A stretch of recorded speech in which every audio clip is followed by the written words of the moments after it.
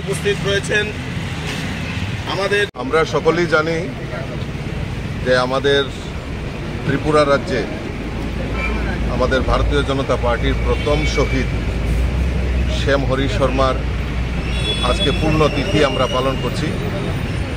1991 সনে এই 13ই নভেম্বর 6 আগরতলা বিধানসভার একটি উপনির্বাচনে আমাদের এই নেতা, প্রিয় নেতা, উনি প্রতিদ্বন্দ্বিতা করছিলেন এবং সেই সময় অতর্কিতে ওনাকে দুষ্কৃতীদের দ্বারা হামলা করে ঠিক এই স্থানেই লাল বাহাদুর চমনি এলাকায় ওনাকে নৃশংসভাবে হত্যা করা হয় এবং সেই সময় ওনার সঙ্গী ছিলেন আমাদের নেতা স্বর্গীয় ব্রজেশ চক্রবর্তী, আমাদের স্বর্গীয় নেতা রাখাল চক্রবর্তী।